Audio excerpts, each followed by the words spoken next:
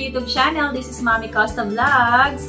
It's Sunday morning, and for today's video, sasamahan niyo si Mommy Costa na mag-unbox ng aking bagong bag! Ayan. Ano daw? Naintindihan niyo ba ako? Mag-unbox tayo ng bago kong bag. Ayan. So, recently, nagkaroon ng extra budget si Mommy Costa. Kaya, I decided to buy a new bag. Ayan. Di naman siya sobrang mamahalin. Sakto lang, kaya naman. Pasok naman sa budget. So, kasi, na-realize ko, wala pang reward or wala pa akong naireregalo sa sarili ko since last holiday season. So, parang pinaka-reward na lang ni Mommy Costa sa sarili niya dahil nagtatrabaho naman po ako ng maayos. I work hard. Pinapainsuluhan ko naman yung sarili ko this time. So, mag-unbox tayo ng bagong biling bag ni Mommy Costa. So, saan ko nabili yung bag? Actually, dati ko na silang binibilhan. Sa kanila ako bumibili ng mga bags, dati pati mga watches. Ano pa ba? May nabili din akong shoes sa kanila. So, direct seller sila from US. Ayan. So, ang pangalan ng kanilang online site or online page is Kaday Shack Me. Actually, company na po sila. Kaya parang, kung hindi ako nagkakamali, Kaday Shack Me LLC na ata sila. So, company na po sila. Considered as company na po sila dito sa UAE.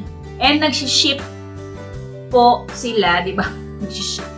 Pero bubulol na naman ako. Umaga po kasi. Hindi pa nakakapag-exercise yung bibig ni Mommy Costa sa pagdaldal. Unang pagdaldal ko ngayong umaga to. Ayan. Nag-ship na po sila sa ibang lugar. Like, may mga buyers na rin po sila from the Philippines. Naka-based sila dito sa UAE, pero sa US po nila binibili. Actually, personal po nilang binibili yung items. Kasi taga dun talaga yung may-ari. Then, magkapatid sila actually. Yung older sister, nasa US. Then, yung isa, nandito siya sa UAE. So, meron silang online page. Ipopost ko po siya later on. Doon ko siya ilalagay sa description box below. Doon yung makikita yung Facebook page nila. And I assure you, I guarantee you, 100% legit po ang kanilang mga items. So ngayon medyo nag-a-upgrade na po sila. Nagbebenta na rin sila ng mga luxury bags like Chanel, Louis Vuitton. Parang before, nakitaan ko rin sila ng Fendi. So, may mga ganun na po silang items. So, si Mommy Costa, hindi ko pa po afford yung mga ganung brands. So, dun muna tayo sa mga medyo kaya pa lang ng ating bulsa. So, masyado lang mahaba ang intro ni Mommy Costa. So, samahan niyo ako. Tara na, let's unbox my new bag. Eto na. Parang hindi naman to box. Bakit ba kasi sinabi unbox? Parang hindi naman ito box ni plastic. Meron bang unplastic? Mag-a-unplastic tayo ng bagong bag. So, mag-open na po tayo ng bagong biling bag ni Mommy Costa. Kailan ko pa ito na-order? Parang I think 2 to 3 weeks ago na to nang dumating sa akin. Masyado lang po talaga na-busy si Mommy Costa kaya hindi ko siya naharap. Kaya this time, tutulungan niyo ako mag-open. So, start na po natin. Then, mag-honest review na rin si Mommy Costa about dito. May pa-paper bag. O, diba? Wow!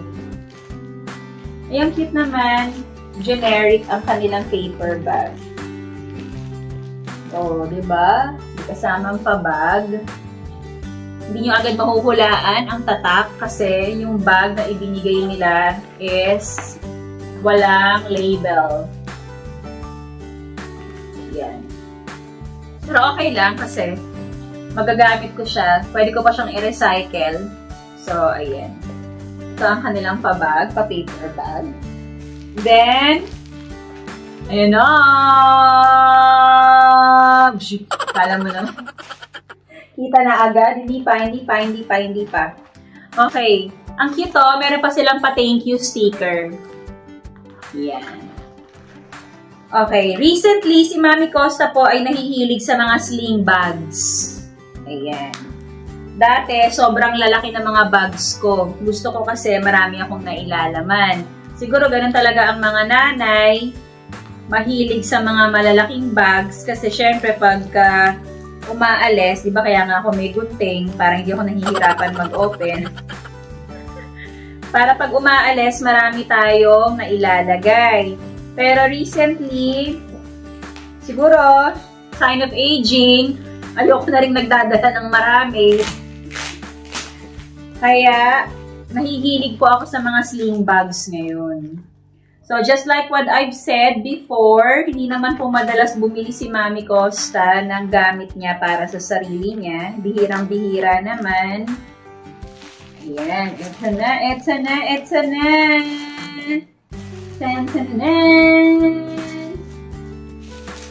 Ayan. Okay, anong tatak ng bag ni Mami Costa? Okay, inside of the bag, ayan, nandito yung kanilang gift receipt. Takpan ko muna yung brand. Ito yung kanilang gift receipt. So, katibayan na talagang pinurchase nila to. January 29, 2024 pa nila to nabili. Imagine, 1 month ago na pala. Sabi ko 2 to 3. Pero anyway, nakarating sa akin to siguro first week of Feb. Hindi ako nagkakamali. So binili nila to sa Oklahoma City, West Reno Avenue. Tama ba? Yan. Sa Oklahoma City sa US. Doon nila to pinurchase. So, shout out Ate Tina Kaday. And of course, Miss Heidi Kaday. Shout out, big shout out sa inyo. Matagal na po akong buyer sa kanila kasi talaga namang nasasayahan ako sa mga items na nabibili. So, eto na. Nakita niyo na agad. Ayan. Okay, so anong brand ng bag? Michael Kors. Ayan. O, diba? Hindi naman siya sobrang mamahalin. So, ayan. Michael Kors na bag. O, diba? May paganito siya. Talagang ingat na ingat sila sa mga ganito eh. Sa mga handles. This one. Okay, buksan na natin.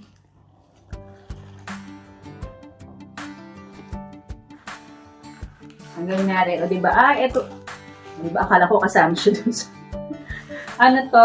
Ayun pa. Nakabalot pa tong part na to. It's a sling bag. At the same time, pwede rin po siyang handbag. Okay?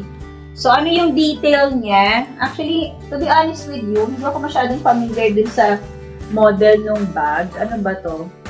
Mercer? Yan. Gold. Combination po siya ng white and gold. Yan. Bakit white and gold ang pinili ko? Unang-una, wala pa pong ganitong bag si Mami Costa. Pangalawa, kasi pwede mo siyang gamitin kapag ka sa mga formal events. At the same time, pwede rin siyang pang-casual. So, kumbaga, all-in-one na siya. Kasi minsan, di ba, may mga bags na hindi mo naman siya pwedeng gamitin ng pang-araw-araw. Parang, awkward. Kunyari, may party. Yung bag mo, yung clutch bag mo ng party, hindi mo naman pwedeng dalhin lang pag magmumall ka. So, ayan. Ayan, ganda. Di ba, nakikita niyo na ba yung handle niya? O, hindi ko pa siya nabubuong tignan. So, kailangan lang talaga medyo maingat tayo kasi baka kung ano po ang magupit ko. Baka maya, hindi ko pa siya nagagamit. Nagupit ko na siya. So, ingatan lang po natin. Diba talagang new, as in new stocks talaga yung binibigay nila. Hindi yung naka-display. Ayan. So, sana natatanggal ko na. Yun! Ayan. Ganda-ganda naman. Ayan ang trademark ng Michael Kors. Yan, yung paganitong lawet nila. Diba? Talagang kitang-kita nyo naman ng kakintaban yan.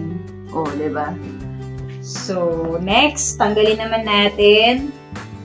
Hindi siya ganun kalakihan. I-reveal ko ba yung price? Dapat ba? Magkano nga ba to? Hindi ko na rin matandaan. I-reveal ko ba? I-reveal ko ba? Okay ba sa inyo yon? Baka mabatas ako ng asawa ko. Ayan. Alam nyo, mga kamamshis, hindi naman masama minsan na pakwensuluhan natin yung ating mga sarili, no? Lalo na kung alam mo naman na you're working hard. Minsan, para mas lalo pa tayong sipagin sa pagtatrabaho at magkaroon ng inspirasyon, kailangan i-reward naman natin yung mga sarili natin. Para hindi tayo napapagod, di ba? Isipin mo lang, ay, may babayaran nga pala ako ngayon. Ako, kailangan kong may babayaran nga pala ako. Kailangan ko pala magtrabaho. Magagamit pa to. Alam nyo ba, hindi ako nagtatapon ng mga ganito. Kasi, since nagpapasabay si Mami Costa, meron akong small business, di ba? Di naman lingid sa kaalaman nyo. Ginagamit ko siyang, support pa. So, hindi ako nagtatapon basta-basta ng mga ganyan. Kasi sayang. Kahit itong bubble wrap, magagamit pa to. Kaya itinatabi ko talaga yung mga ganitong bagay. Ayan. Then, eto, tanong, tinatapon ko to? Hindi. Bakit? Kasi, ginagawa ko siyang palaman ulit sa bag. Importante siyang palaman kasi para hindi siya nade-deform. Yung pipit na pipit yung bags mo. So, yung mga ganito, pinansisiksik ko lang siya ulit. Okay, di ba? Ang dami niyang pa ganito. Huwag natin itapon. Mare-recycle pa yan. Kaya minsan yung asawa ko nag-iinis na sa akin kasi ang daming laman ang daming kalat sa bahay. Okay, ayun na. O, di ba? See? May patag price si Mami Costa. Nandito pa yung totoong price niya. Magkano siya? Pag binili mo siya na hindi siya naka-sale, it is $498. Pag hindi siya naka-sale. Ito po talaga yung totoong price niya. $498. Huwag kayong mag-alala. Hindi po ako bibili ng ganyang kamahal na bag. Exaggerated po. Kung tama ang aking pagkaka-compute, disclaimer, hindi po ako sigurado. Pero nakikita ko lang po kasi dito is $498. Pero again, hindi po ako bibili ng ganon. Nako, baka maghiwalay kami ng asawa ko. So, mura ko lang po ito nabili. Discounted price na siya. I'm not sure if allowed kong sabihin. Siguro wag na lang muna. Kasi baka hindi ko na pagpaalam dun sa hindi ko na pagpaalam dun sa seller. That pala natanong ko muna siya.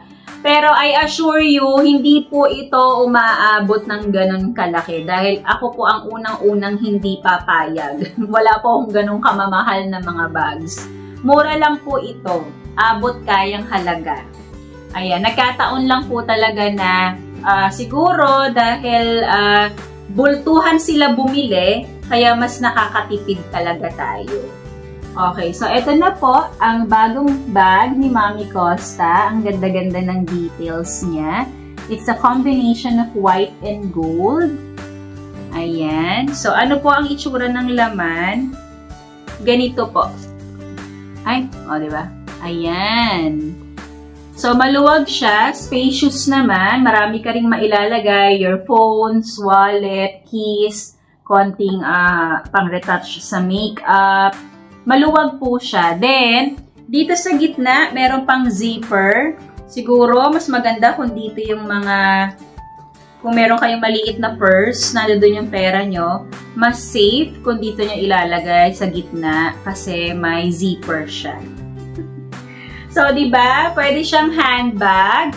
Then, at the same time, sling bag. So, pag mga formal events, pwedeng ganito lang yung dala mo. Nakaganyan lang sa'yo. O, diba? Ang ganda lang yung tignan. Pati yung ilalim niya, o. Alam nyo, ito yung lagi yung iingatan sa mga bags talaga. Sobra-sobra. Aside from the body, of course, ito. Kaya hindi po ako basta-basta naglalapag ng bag kung saan-saan. I make sure na yung bag ko, it's on my lap. Yan. O kaya pag alam ko naman na, lalo na yung pag may bakal naman yan sa ilalim. Minsan kasi may mga bag na parang may bakal dito sa 4 na sulok. So kapag mga carpeted naman yung floor, safe. Or kung bakante naman yung silya sa tabi mo, then just put it on your side. Pero pagkaalanganin, mas madalas pong nasa lap ko lang yung bag. Kasi iniingatan ko po talaga yung bag. Lalo na to, wala siya kahit na anong support sa ilalim. So ang tendency, ang unang-unang magka-crack dyan, ito, yung gold. Yung gold na part, which we don't like it to happen. Ayan. So, ito yon. Ayan. So, diba? Oh. Ayan. Nakikita nyo ba? Oh, diba? Ayan. Ganyan siya. See? Saktong-sakto lang yung haba niya. Sa length, sa body length. Tama ba ang sinabi ko? Body length? Saktong-sakto lang po siya sa haba ng, kasi pag ini-English pa. Sakto lang po siya sa katawan ni Mami Costa. Hindi siya super haba, hindi rin po siya super iksi. Ayan. So, there you go. There you have it. Ito po ang bagong bag ni Mami Costa. Reward ko sa sarili ko. Kombinasyon na po ito ng Christmas, New Year, Chinese New Year, Valentine's Day. Ito na po lahat yon. So, ayun na nga ang bag ni Mami Costa.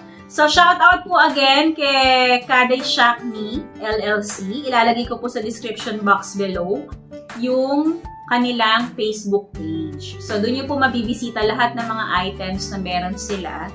100% authentic, legit. I-recommend ko po ito sa inyo at napaka-smooth lang ng transaction with them. Ayan. So, yun lamang po. Maraming salamat po sa pag-join kay Mami Costa this morning sa pag-unbox ng aking bagong Michael Kors bag. Thank you for joining me. If you are new to my channel, please don't forget to subscribe, like, and share Mami Costa Vlog. See you again next time. Always remember, life is beautiful. Bye, everyone!